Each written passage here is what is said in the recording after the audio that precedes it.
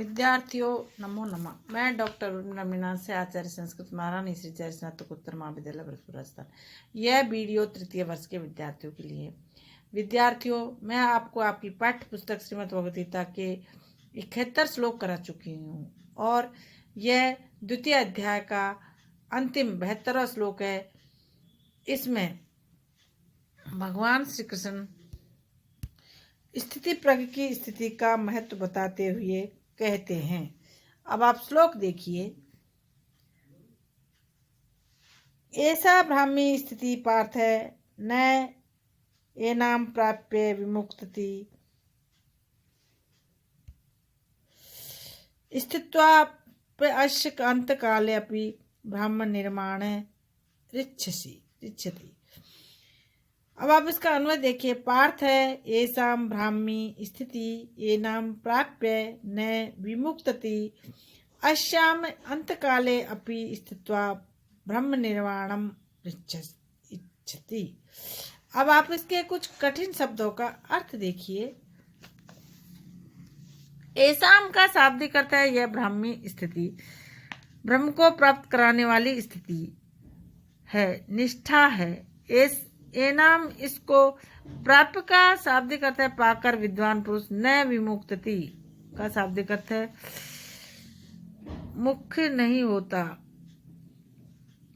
मुक्त नहीं होता, ध्येय भाव को प्राप्त नहीं होता, अपने को शरीर न समझकर आत्मा समझता है माना। अश्याम उस ब्रह्म स्वरूप को प्राप्त कराने वाली निष्ठा में स्थित होकर ब्रह्मज्ञानी पुनः शरीर भाव नहीं पाता।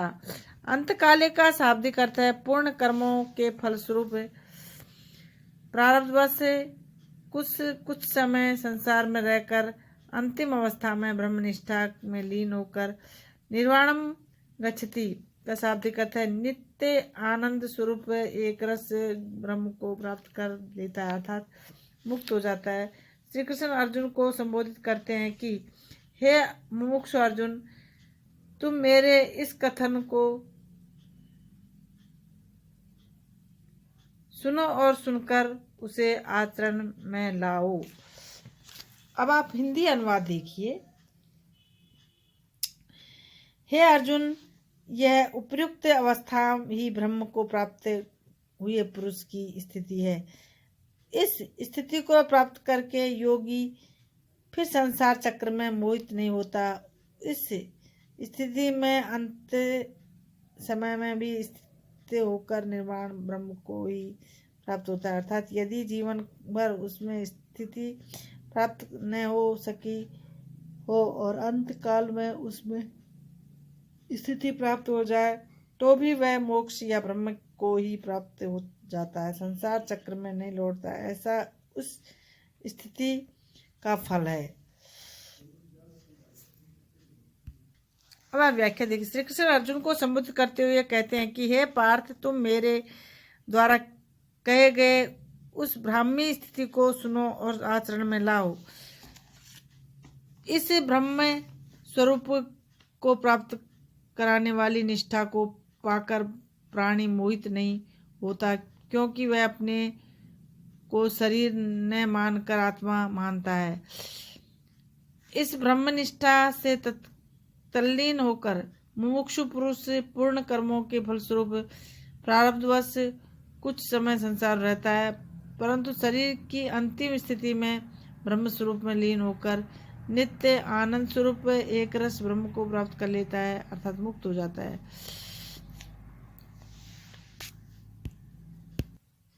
भावार्थ यह है कि ब्रह्म, ईश्वर, जीव, संसार आदि के विषय में अज्ञान ही मोह है।